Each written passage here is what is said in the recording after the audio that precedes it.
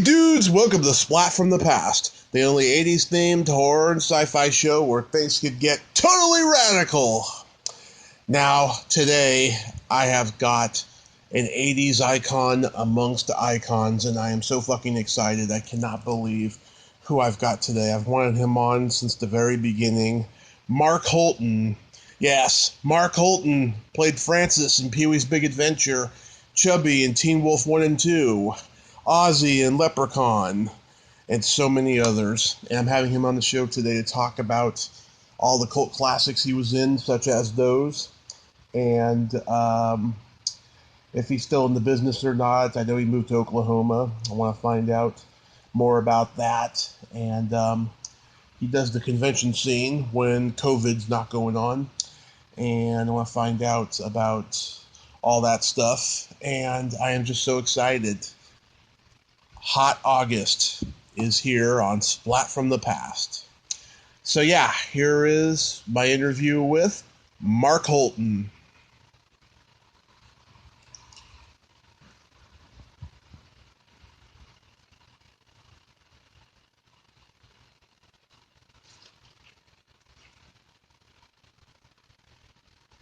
Hey Mark. Hey buddy. Welcome to the show, sir. How are you today? I am doing fine. I'm making pasta salad, so you're giving me time for my pasta to cool before I do all the assembly. Well, this is such a great honor, sir. You're an icon in my childhood, and I thank you for taking the time today. Well, thank you so much, Tommy. I was completely clueless until about maybe a year ago when I went to my first convention. And that was the thing that I heard from so many people, is that you're part of my childhood, or thank you for being part of my childhood. Yeah. I had no idea. I mean, I was very humbled. I just, people ask me how I'm doing, and I say, certainly better than I deserve. Yeah. I think we're all better than we deserve, I think. But going back in time, did you gravitate toward acting early on in your childhood? Well, Tommy, I know you can edit this. I like to move around a lot while I'm doing this because I'm kind of a nervous pacer. Oh, okay. If I say moving, then that's kind of a cue that you're getting ready to hear some noises. Okay. I'm just going to stop speaking and then, and then resume. Yeah, I hear noises all the time in the background, so it's okay. Yeah, I just wanted to make it as clean for you as I can possibly do that on this end. Okay. I'm sorry. Sorry for the interruption. Go right ahead. It's okay. So, going back in time, did you gravitate toward acting early on in your childhood? I did. And it was kind of a weird circumstance. I had a solid D English class. So I was a poor student. That was my freshman year in high school.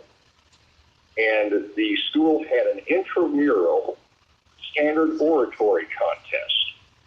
And I thought, will this get me some points? Will this knock me up to a D plus or a C minus? I don't know. So I asked the teacher. She said, yeah, sure, you get extra points if you do that. So I had seen the movie Patton. Yeah. This is going to date me. Freshman in high school, I chose Patton's Address to His Men, which is full of profanity and expletives. Right. But just I let it fly. And the vice principal called me down to his office after the uproar in the auditorium. You can imagine a bunch of high school kids hearing language like that for the first time in 1972. And I sat down, and he said, you weren't supposed to use those words, right, Holton? I said, yes, sir. But that was not my words. Those were the words of General George S. Patton. He said, okay, get out of here. and they gave me the gold medal. I thought, well, maybe I'll take a speech class next year and start going to tournaments and doing things like dramatic interpretation or poetry or dramatic duet, humorous interpretation. Mm-hmm. You're working with other actors, and then you have the school plays that go on, and one-act play competitions. And it's very, very fortunate. The head of the speech department took us on a lot of tournaments where we were competing. Mm-hmm. And I don't even know if it exists anymore. It was a National Forensic League. So it was, it was like you had the preliminaries, and you had the, all the way up to the state championship, and there was even a national competition. Mm-hmm. And I ended up going nationals in Indianapolis, and that was quite an education. Yeah, I bet. So yeah, it just kind of fell together like that. If it hadn't been for that one standard oratory where I was, doing patents addressed to his troops, then I'd probably be sitting around the town square right now, picking my nose. Who knows? Yeah. Did you go to New York to study acting? I went to New York every spring for, I can't remember how many days. It was over a week. It might have been as many as 10 days. Mm-hmm. And I got to see some, that's the way I did my learning, was watching the pros work. You got to see Jason Robards and The Touch of a Poet. Oh. You got to see, believe it or not, I got to see Zero Mostel. Oh, wow. Yeah, he took like 12 curtain calls, deserved every one of them, blew me away, and I later did Fiddler in college. And, who else? I also saw some wonderful actors and just unbelievable performances. Jessica Tandy and Hugh Cronin in The Gin Game. Mm-hmm.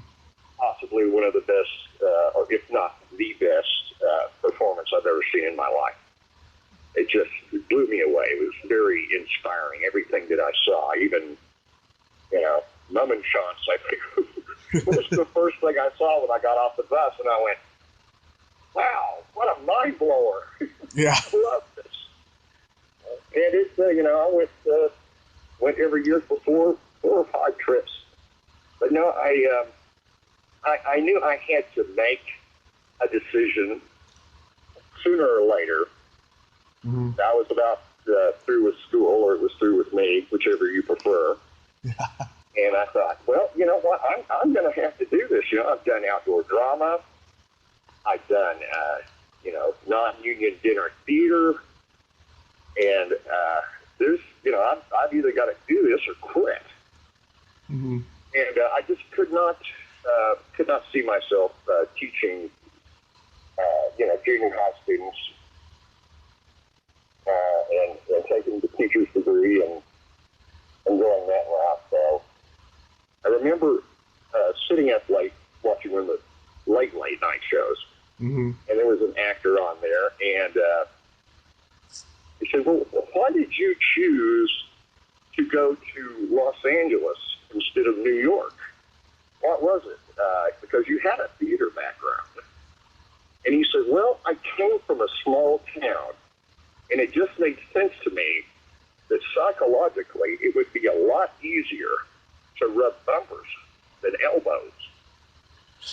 I thought, what? I love New York, and I love Broadway, but, oh, God, I had people that were older than me that were living up there, and I had 15, I'm exaggerating, of course, but multiple roommates and what they went through and living on an army cot. I went, let's try the West Coast first, even though I've never been there. So I literally left Oklahoma, driving in a Pontiac, just about to lose my mind, just like the old song. And, people helped me out. I had people, just blessings throughout my life, where I ran into a friend of a friend, and his wife happens to be a casting director at Paramount. Mm-hmm. Go figure. Yeah. What year did you get there to LA? I left the fall, late October in 1982. Okay. And I started, auditioning for everything I could. Mm-hmm. Labor theater, was able to, put in a really good audition and joined an improv group. And that was a lot of fun, and I think there were 2 performances a week. So, I had something to show people, and I'd go to classes, and most of the classes at that time, they would have, at least once a month, they would have casting directors come in and watch your work, mm-hmm. and critique you. And, some people got hired doing that, or were remembered and were brought in. It didn't take long. By 1983, I had my union cards and was working. Yeah, your first movie was called "What's Up, Hideous Sun Demon." Oh yeah, what a classic! I don't even think you could find it to watch it. Yeah, I've never seen it. Yeah, but anyway, that's what. I don't really have much control over what IMDb does, so. Yeah. How does Teen Wolf come to you? Teen Wolf. I keep getting asked, what do you remember about the audition process or whatever? Mm-hmm. And there's certain things, Tommy, just to be quite frank, yeah. I don't remember. I know I probably, went through a thing and read for the casting director, and then was taken back in front of the director or producers or whatever, and then they hired me. Was probably what happened, but I don't really have a memory mm-hmm. of that. I remember the role seemed to expand a little bit as we shot. And I was very fortunate, if you looked in the original script, there was very little for Chevy. Yeah. He kind of developed as we were shooting. I was very fortunate that happened. Yeah. It was great. Did you have any stipulation about playing all that basketball since you were a big guy? Oh, not at all. I mean, I knew, this is the fat guy. This is the fat character. This is the guy that's going to get, the Twinkie joke or whatever. They were, it was just, part of the formula back then. Mm-hmm. So I just tried to kind of mitigate that as much as I could, and not play him like, oh, I'm the fat guy, and here I'm hungry. Yeah. I could make him, a real person as much as possible. And had a lot of fun with it. I was very fortunate that summer, that time period. I remember Mike Fox would leave the court mm-hmm. on certain days towards the end of the film, and this big limo would pick him up and take him, and he would continue working on a film called Back to the Future. Yeah. So there was, it was great. It was Back to the Future was number 1. I think Pee-wee's Big Adventure was number 2, and Teen Wolf was number 3. Yeah. So it was a blockbuster summer. Yeah. Yeah. Rod Daniel once said in an interview that he had about 20 hours worth of the worst amateur basketball footage ever. He was a great guy to work for. Yeah. His first assistant director, he would just look at him and say, "I am not going to raise my voice." And, he's got an auditorium filled with extras and people and 2 basketball teams or whatever. Mm-hmm. And, they work great together. All of a sudden, you hear this guy barking out, the director's trying to speak. But I always admired his style, where he just refused to yell over the din, and he didn't have to. That's just people took care of him. Yeah. I've talked to Liz Gorsey, Mark Arnold, Charlie Zucker, and Jim McCrell about the movie, and they all tell me that Jay Tarsis was always hilarious on set. I have to admit that I looked at Jay Tarsis and thought, what is he doing? What is he doing with this role? Yeah. But I was preoccupied with myself. Yeah. And I didn't spend a lot of time with him because I was out on the court, of course. Yeah. But when I saw the film, I was like, oh my God, this guy's brilliant. Talk about the economy. Underplaying. He was, nobody else could have played that role like he did. No, because he's playing a guy who thinks he's the smartest guy in the room, but of course he's not. Yeah, it's genius. Anything you remember about your famous hold the Jello scene at the party? I'm a married man. Well, no, it was pretty innocent actually. We kind of hit it off. She was a Playboy bunny. Yeah. And she had just bought a new black Mercedes. Mm-hmm. So when we had a little break, she took me for a little ride around the block in that. Yeah. And, that was about it. But I enjoyed every second of it. I don't blame you. Oh, yeah. Everybody remembers that party scene. Yeah. Personality plus. There's no one I can think of that I would have rather eaten Jell-O. Yeah, then I heard she died a few years later or something. Yeah, that's happened to a lot of people along the way. Yeah, especially in that world. I hadn't heard that about her, though. Yeah, especially in that world of Playboy, people get mixed in with the wrong crowds. Were you reluctant to do the sequel? Not really.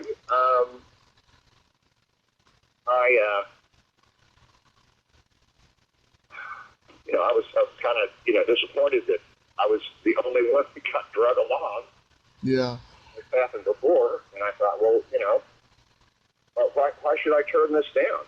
Who knows what could happen? And I liked Jason's work, and met with the guy that replaced Styles, Stuart Fratkin. Yeah. And we hit it off, and it was actually more fun than Teen Wolf for me. Mm-hmm. Just simply because, it was just more fun, larger role or whatever. Yeah. And they had, ridiculous costumes and had a really good stunt team. Mm-hmm. And they were a hoot. They were crazier than the actors were. I had the entire group of the stunt team.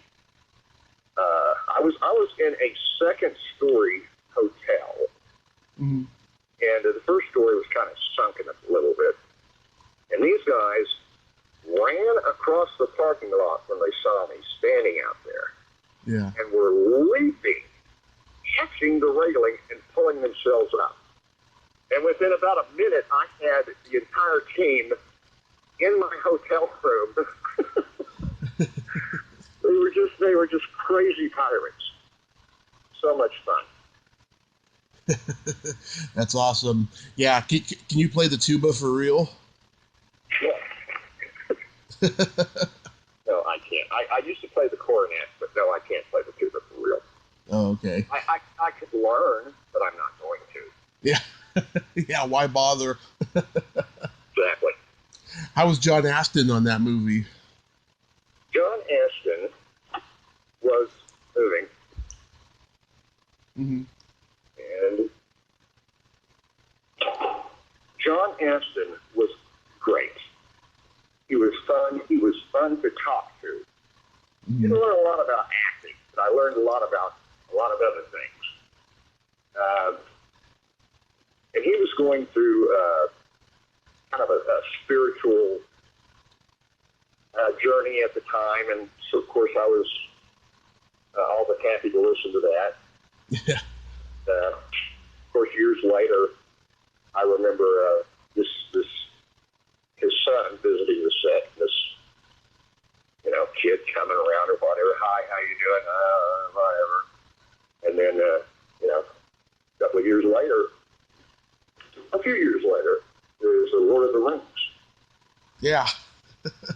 There's little Sean Astin that came to see Dad on the set. It's now playing one of the best movies I've ever seen. So. Yeah. Back then, Sean Astin was just a Goonie. Yeah, right. Now, forgive me if you get this one a lot too, but how did you get cast as Francis in Pee-wee's Big Adventure? Okay, I'm going to have to make some noise here after I get back. Okay. I just got to grab something outside real quick, but I can't stay out here with you because there are two big monster HVACs that will kill your sound. Okay. And I got the logic that I needed. And, okay, so, Francis Buck. Mm-hmm. I had a reading with, I think it was Wally Nacita at a casting.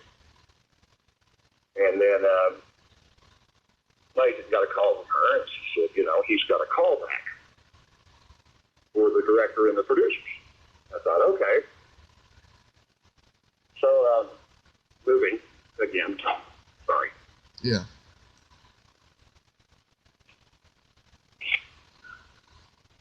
So I get to the audition, and the room is full of people, including Paul Rubens. Yeah. I had seen Paul on Letterman a couple of times. Yeah. And I'm wondering, who's this guy? This guy's hilarious.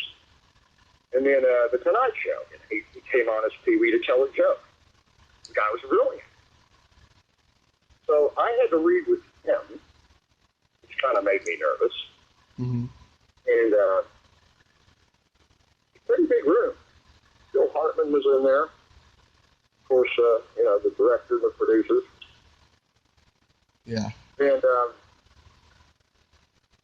found out later on, after I was cast, that I was like an insurance policy. Huh. They had pretty much made up their mind who they wanted, and were in negotiations. And this was a very successful stand-up comedian. Mm-hmm. And I think something clicked there, and they just thought, you know what? We kind of like this guy better. I think he would work for the role better.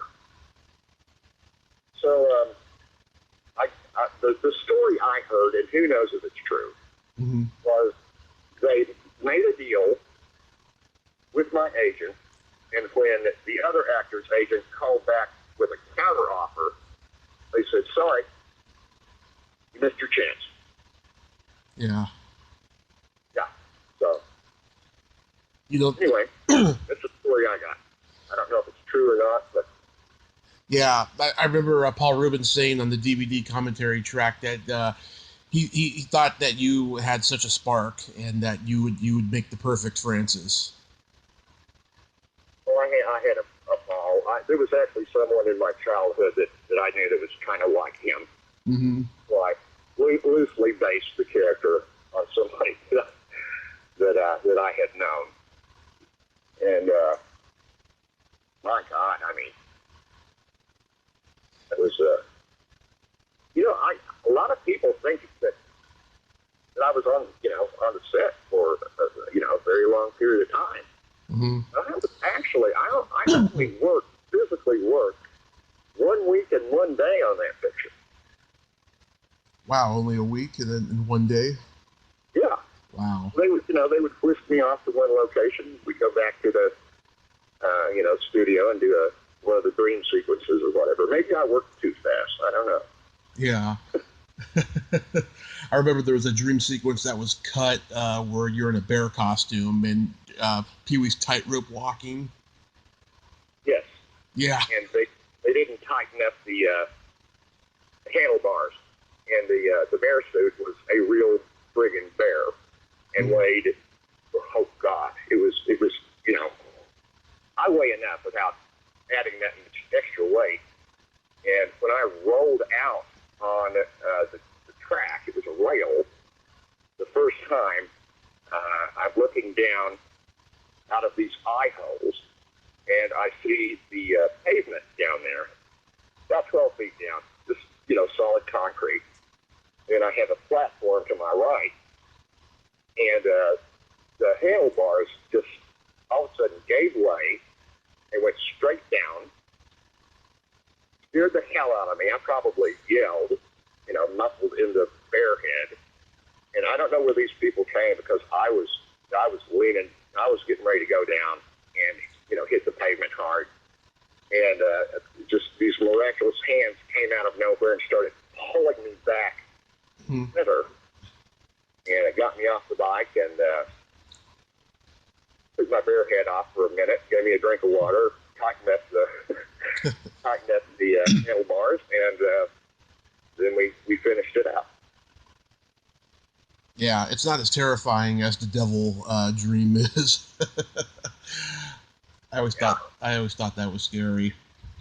But yeah, the movie has always been a staple of my life since I was like 2 years old. There's this lightheartedness about it, but it's also got a lot of dark overtones. And I don't know if it's entirely Tim Burton, but Paul definitely contributed that with Phil Hartman.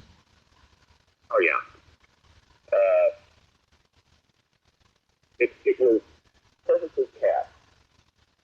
Yeah. It's one of the few things I can look at and say, I can't imagine any character in that film,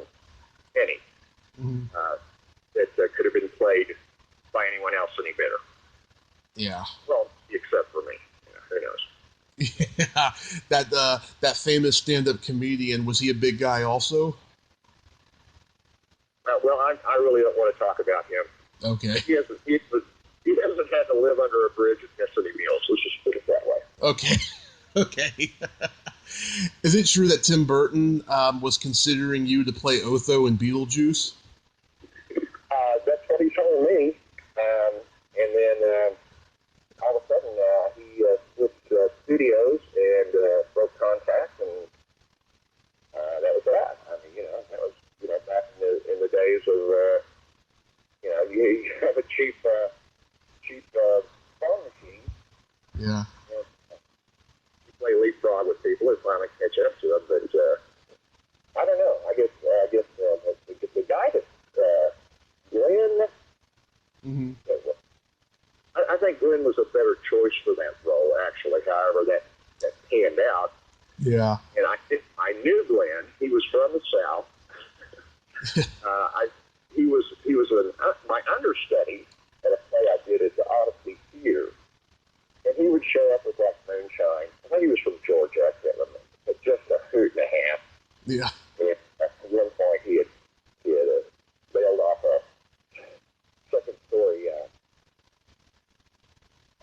patio or whatever, and just broke his arm in every place you can break an arm. Oh.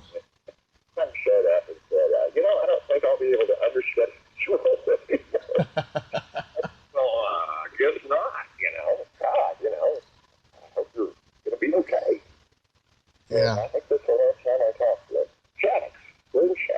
Yeah, Glenn Shaddix. Yeah, he was pretty good. I'm sure you never hear this, but I'm a big fan of Stooge Mania. Oh, God. Why? What is wrong with you, Tommy Kovac? I'm a huge Three Stooges fan, and like anything mixed in with Stooges, I'm there. Well, that's understandable. It's a blur.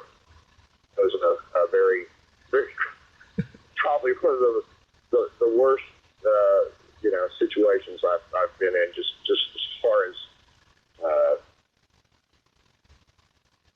it was not filmmaking at its finest. It was pretty much, the Three Stooges were pretty much in control of everything.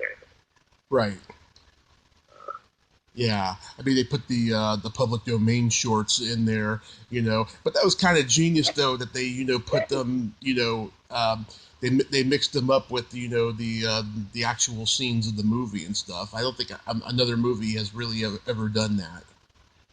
Well, I guess I need to maybe attempt to watch it because I haven't seen it since it came out. Mm-hmm. And I was wincing the whole time, I'm sure. Yeah, I'm sorry. There was an odd assemblage of people, and the director was not one of my favorites that I've worked with. I personally didn't have any trouble with him, but he would do things that were, seemed like a good idea at a time. We had a scene with pies. Yeah. And pies in the face or whatever, and the crew that took the pies out, and they were still in the tent, kind of, keep them chilled down and in the form, and then they would take them out of the metal pie tins, which did have sharp edges, and then hand them to an actor, and we'd start the scene, and that's the way it was supposed to go, but he just reached over, grabbed one, still in a tin, gave it to someone in the middle of the scene, and said, run in there and hit so-and-so with a pie. Well, the girl the guy hit, that sharp edge actually cut her face. Oh. Yeah. And, that was, pretty tense moment. Things were very quiet the rest of that day, and, I don't know, maybe, following days.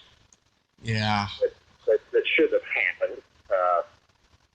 It could have happened to anyone that wasn't, cut out for it. Yeah, that's sad. Yeah, I've been trying to get Melanie Chardoff on here for a couple of years. I might actually interview her at the end of the year when her book comes out. Oh, wonderful. Wonderful. What a beautiful lady. Oh, yeah, talented lady, too. I mean, she's multi-talented, yeah.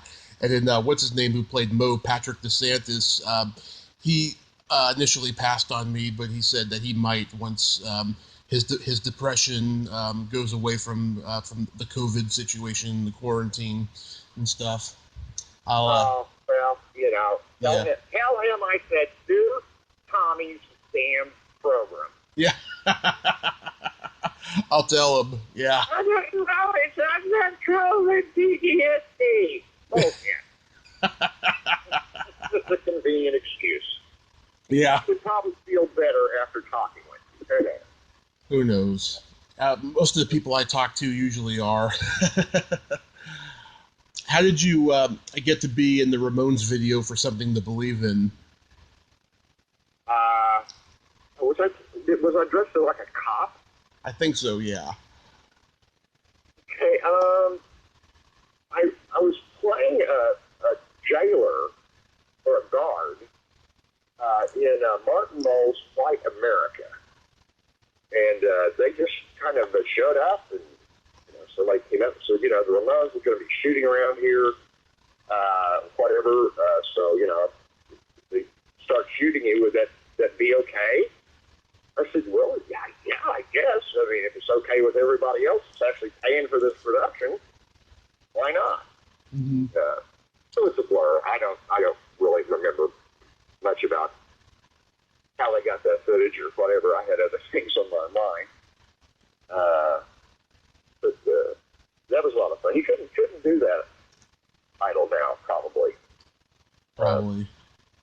But there's a lot of things you couldn't do now, like Blazing Saddles.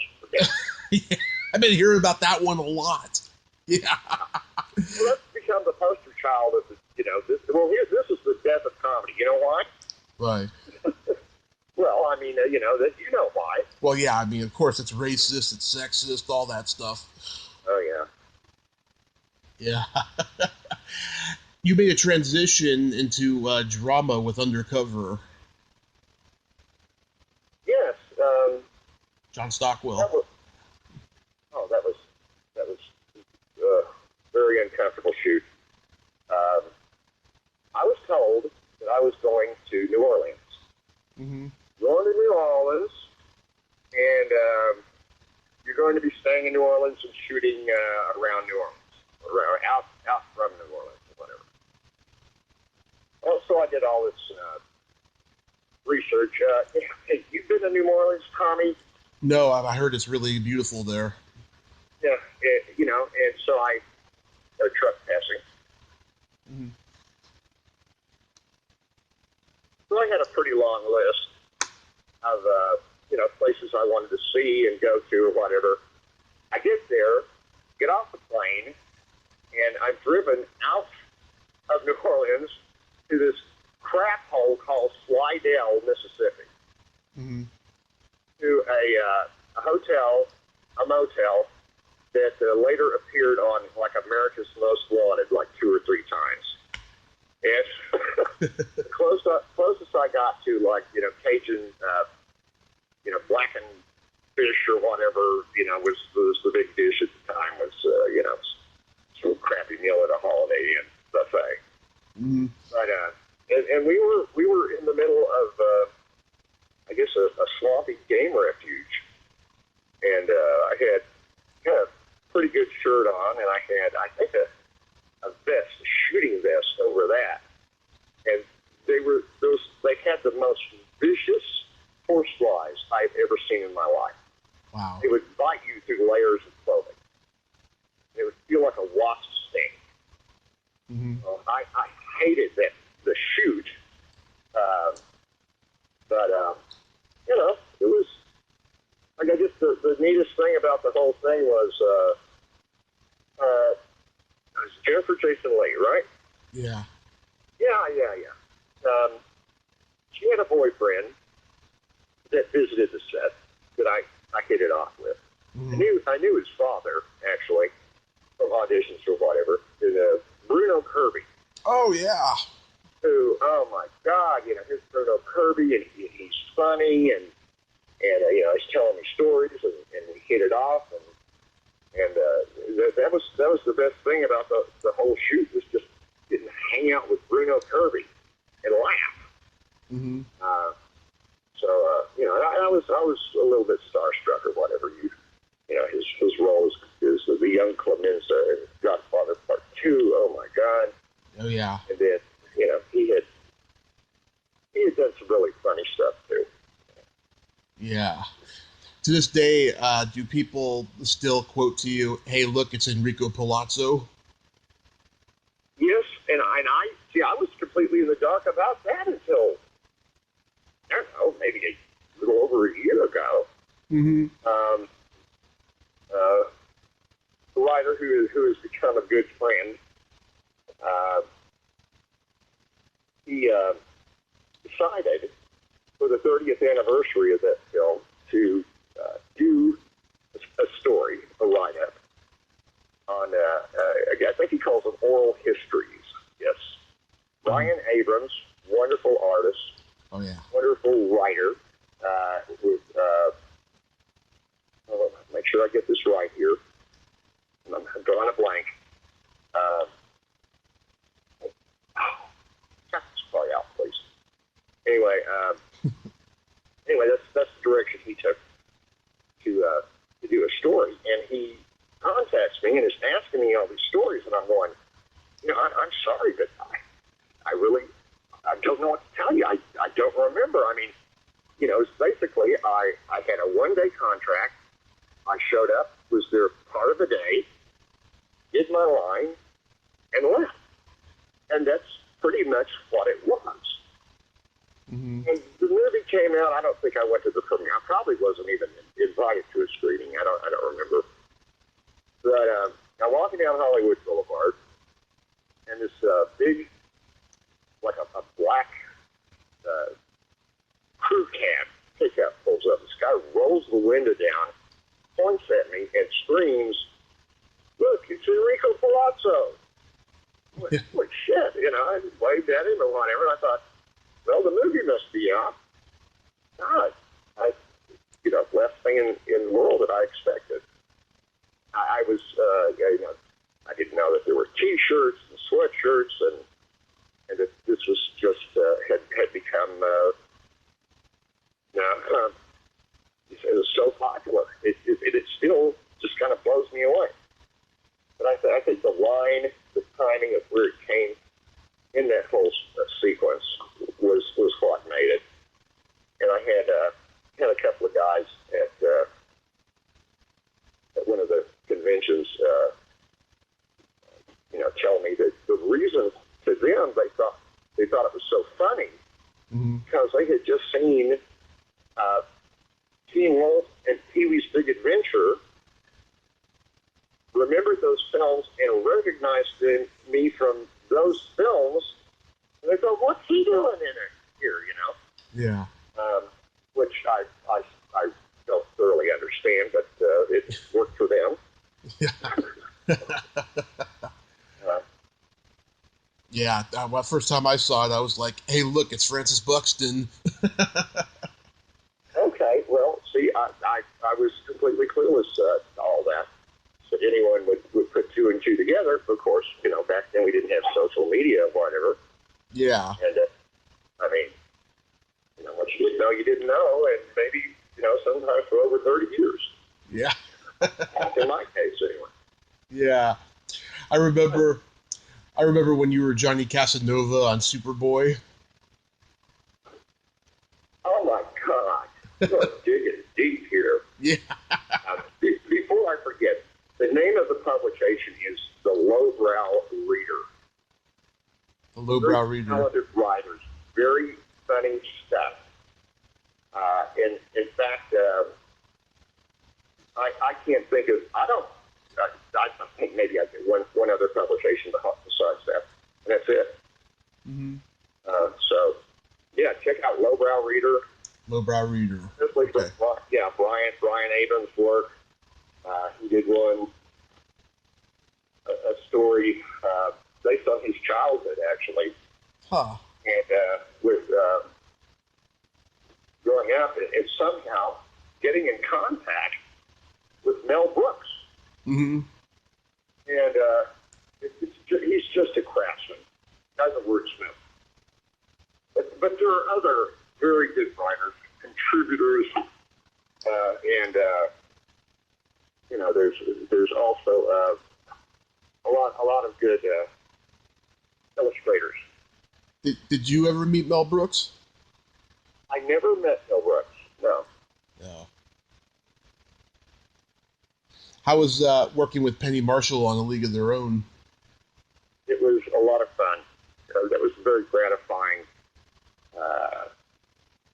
situation. I think for quite a while there, when people would ask me, "What's the favorite thing you've done? What are you most proud of?" or whatever, I would say, "Well, I can really only tell you one thing, and that's A League of Their Own." I just, was very happy with how that turned out. They were in, who were they? Might have been Indianapolis or whatever, and she wanted to make sure that, she talked with me before we got to New York and started working on the scene, which I thought was, very extraordinary. That she would fly me out there just to talk to her on the set for a couple hours and then leave. But I asked people, I said, "What is Penny into?" He said, "Well, she's into antiques. Loves antiques." I said, "Well, what else?" Like a little personal items. She loves rice wine. She she loves sake. Mm-hmm. So when I got to New York, I had a little thing of sake that had a little sake cup that came with it on the top. Yeah. From Japan, and I had it in a little, gift box or whatever. And I had it with me on the set. And she came up to me, and she said, "Come with me. I want you to come see this because I want you to know what this means to me." And with her entourage, most of the crew, we headed up in the Baseball Hall of Fame to the theater. And they had a presentation or whatever with, put me in coach, was playing or whatever, and I'm sitting next to her, and I pulled out that little bottle of sake, mm-hmm. and I handed it to her, and without taking her eyes off the screen, she reached down, opened it, took a glance at it, poured a little glass of sake, and started having a nip. And I thought, okay, I got her something she can use here. That was kind of a special little moment, and just to have that happen in that moment where she was pretty much telling me by showing me that how much this meant to her, it was inspiring to me to put as many little layers on this cake that I possibly could. Mm-hmm. Yeah, I talked to Penny's daughter Tracy a few years ago for the 25th, and she's a great lady. And she lost her mother like a year later, which was so sad. To me, Penny Marshall was the undisputed queen of comedy. Well, I was unaware that she had any health issues or whatever, so it was a pretty big shock. I'm going, what? Mm-hmm. Yeah, I knew about the diabetes, but I didn't know about anything else. Yeah, that was sad. I think she made a documentary about Dennis Rodman before she passed, and that was the last thing she did. She was a big sports fan, I know. And, of course, we have to talk about our friend Mark Jones. Oh, my God. Leprachaun. That cigar-sucking, bald-headed hooligan. I told him what you said, and I don't even think he's read the message yet. I don't think he's on Facebook as often. So, well, I'll let you know what he says. Well, hopefully I'll hear from him. It'd be nice to hear his voice, just to say hi and bye or whatever, chat a little bit. He let me get away with bloody murder in Leprachaun. Mm-hmm. Pretty much carte blanche, and of course I needed a lot more direction than I got. Needed somebody to sit on me just a little bit. It worked though. Yeah. He was a lot of fun. He was just it's a joy to work with, and just a really fun guy to hang around with. Yeah, he could only write if he had his diner coffee. It just wasn't the same. He couldn't make coffee at home. Couldn't get coffee, from like a really, a coffee shop where it had to be diner coffee. Mm-hmm. A place where he could smoke that big fat cigar. And so he would hang out at Jerry's Deli. Yeah. And, for God knows how many hours, just, tanking up on Java and jotting it down. So. Yeah. Did was that just another audition situation? Another one I don't remember. But I'll tell you one thing I knew when I was doing that film mm-hmm. was that Jennifer would become a star. Jennifer Aniston. Jennifer Aniston was pretty much unknown to me anyway. Yep. And my God, this personality plus very fast wit, very funny girl, and just always a pleasure to be around. Don't remember her ever frowning. Don't remember her ever being in a foul mood. Wow. Just a joy to work with. And it was a nice little ensemble. We had the child with us, and So we were all uncles and aunts to the boy. You know, and it was just a nice little environment to work in. Yeah, I heard she holds a little bit of a disdain for Leprechaun. I think she was offered to do one in the future, and she turned it down or something. Oh well, you know, you can hardly blame her. You know, she moved on. Yeah. A lot of times, you know, people. Well, it's been hard for me to appreciate things, you know, not that I wish I hadn't done. You know, and we've talked about a couple of them today. Did you play Ozzy again a few years ago? I did. I think 2018. I had pretty much hung up my spurs, as they used to say in the old West. Yeah. And I sold my house in California. I had my eldest sell the house, and I moved back to a small town in Oklahoma near Tulsa. Mm-hmm. And I literally left no forwarding. So it was hard for people to find me. And if it hadn't been for my good friend Chico Martinez, had done an interview with me. Last interview I did, I think I was packing to leave when I did it, for the San Antonio, you know, that great paper down there, whatever. He's going to kill me if he hears this. But Current, San Antonio Current, I believe. But anyway, he would people would get to that on the internet. And, well, this is the last sighting. This is the last known, you know, information about his existence. And he would forward me stuff. And pretty much I would look at him and say, you know, what's this whole bullshit about Comic-Con crap? I'm not going to do that. I will never charge, ever. Never say never. Hear that? Never say never. You know, I would never charge anybody for an autograph. Yeah. Until I found out how much they were willing to pay me. And then, you know, that certainly changed things. Mm-hmm. But, you know, we're all human. We have to live. So, yeah, I got way off track. Where were we going with this? Oh, about when you played Ozzy again. Oh, yeah. One of the emails was from Blue Ice Pictures in Toronto.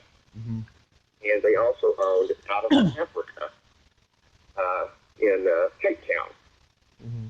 And before I knew it, I read the script. I thought, well, this is doable. A lot better than I thought it would be. Never been to Cape Town. Mm-hmm. So what the hell? You know? Yeah. So the next thing I know, I'm on a plane to Atlanta, and then Atlanta to Toronto, and then Toronto to London, and then London to Cape Town, and was there for a little over a month. And it was quite an experience. Quite an experience. Mm-hmm. Loved the director. Really great guy, Stephen Kostansky. Yeah. Very talented special effect creator, artist. His, you know, the core people he works with are just wonderful as well. So I thoroughly enjoyed it. Mm-hmm. How long have you been back in Oklahoma for? I got out of California just before Christmas of 2015. Wow, so back here a while, yeah. Yeah, fairly recent. Yeah. Yeah, did it get to a point where you just couldn't get roles anymore? Well, you know, it had changed. I didn't have time or the inclination to start, you know, calling up agents and going in and having meetings and all that stuff. Mm-hmm. And the deciding factor was the economy and housing prices. Yeah. I had one neighbor that was in the unincorporated area of Los Angeles, and she was at the end of the road, and I was the only other house on the road. and she lived to be 102 years old. Dear friend. And when they, went through her house or whatever, I helped her son and daughter-in-law go through the house or whatever and get it ready to sell. And I was absolutely blown away by how quickly it went and what it went for. And so I had run into the realtor several times. I said, why don't you just drop by and talk to my wife and I? Mm-hmm. Just to get a, kind of a ballpark figure of what we're looking at. And we looked at each other and went, holy shit, when did this happen?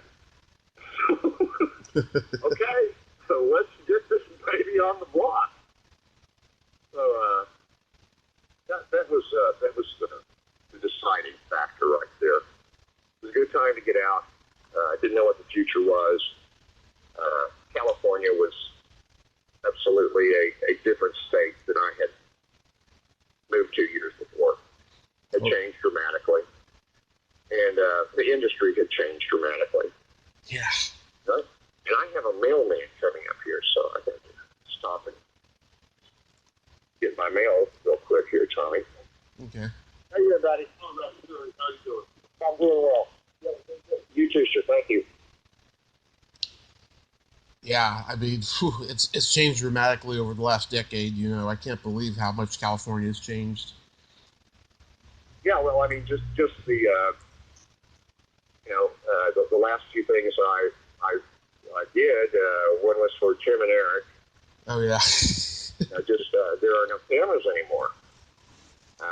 Had a pretty legitimate camera crew in South Africa, and the best crew I've ever worked with. Nice. And I couldn't figure out why they worked so well.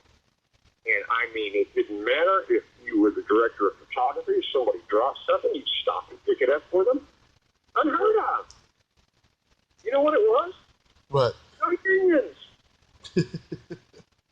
Who moved this lamp? Who moved this lamp? Only an electrician can move this lamp. Oh, well, I'm the sex decorator. Don't you ever touch another electronic, blah, blah, blah, blah, blah. Wow. But, God, shoot them. What is out, man, Yeah. So, when you look at what they spend on a motion picture, Mm-hmm. When I started doing films like Gene Wolfe, hell, I could have done 30 to 50 friggin' motion pictures, just, what they're spending on one now. So, anyway, that's neither here nor there. If they want me, they can have me, but I'm not going to go out there beating on doors. Yeah. And now all the movies, majority of them are being shot in Georgia instead of L.A. now. Good? Yeah. That's good. Did you get offered anything before COVID started?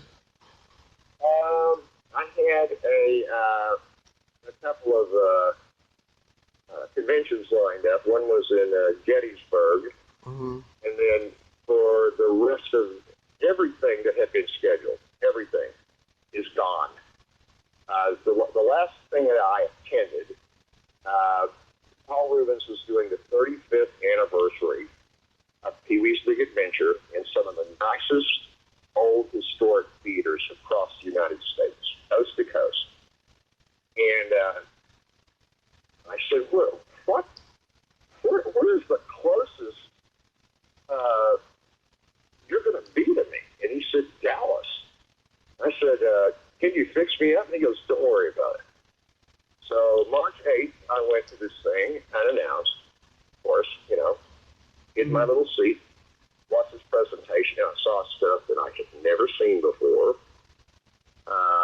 The MTV live thing at the beginning, of course, I was arriving and finding my seat and all that stuff. So I had never seen this footage because it was live. It was the first time that MTV had ever done an opening night, a premiere.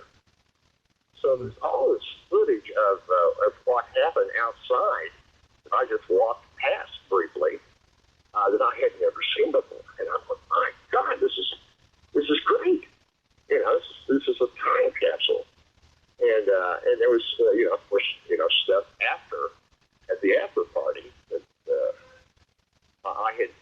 there, so I saw most of that.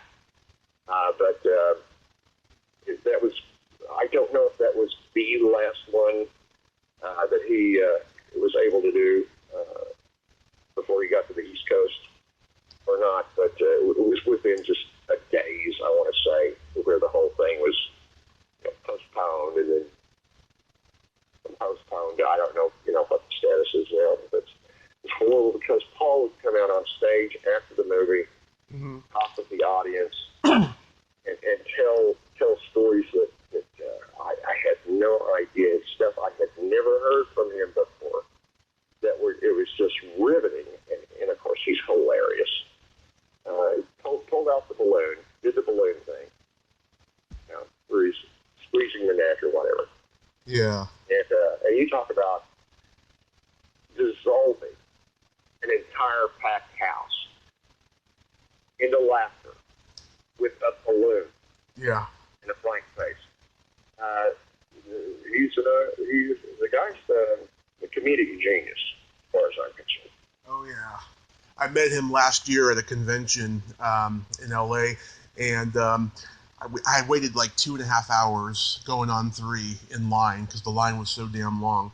And just before it's my turn, he gets up and he says, "I know this is going to be too much information, but I really have to go to the bathroom." And everyone was like, no, don't. And then he's like, okay, 10 more minutes. And then it was my turn.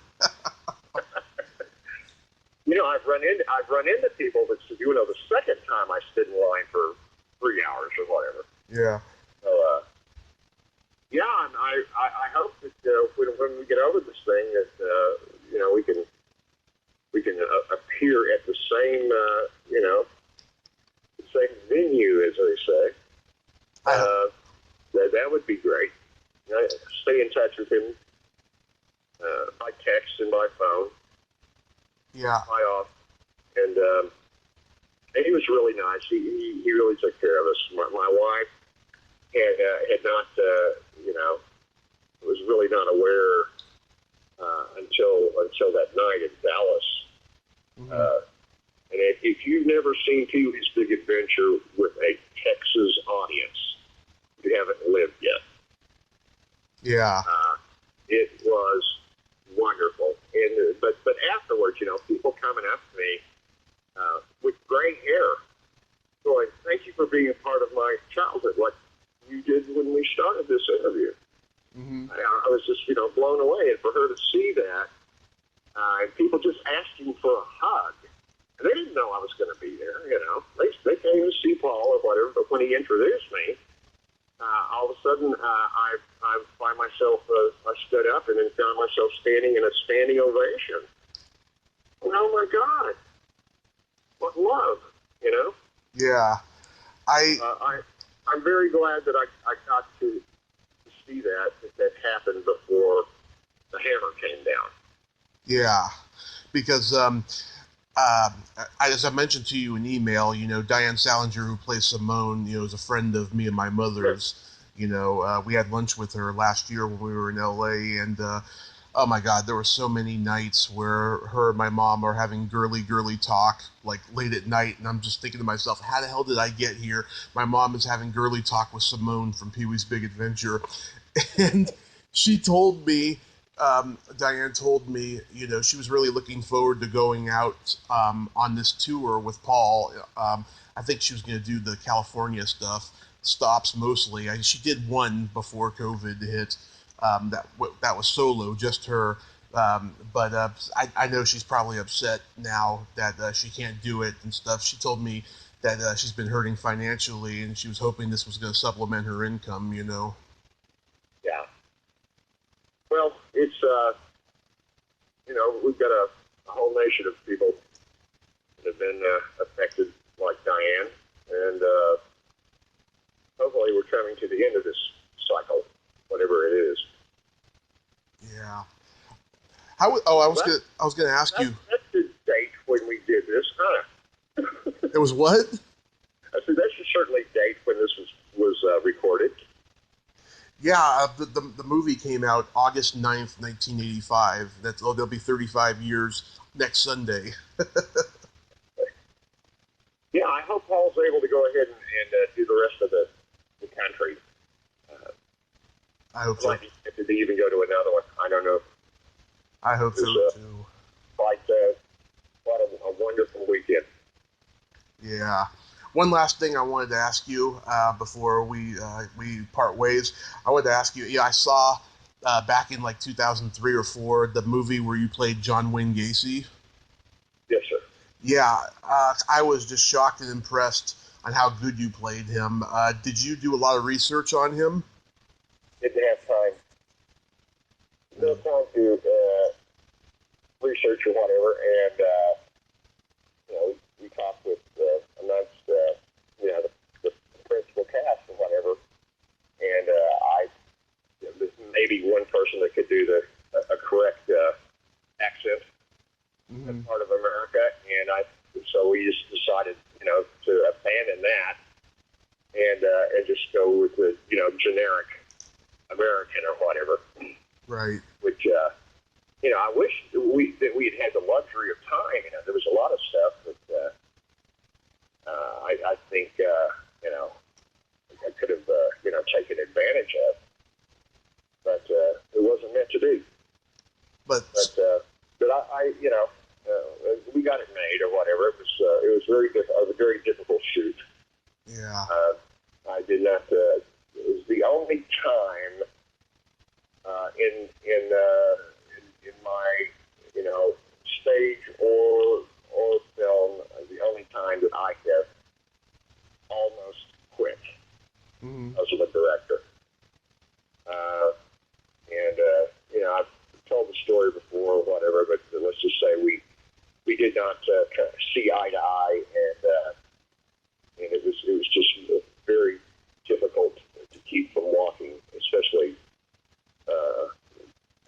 after one strange day.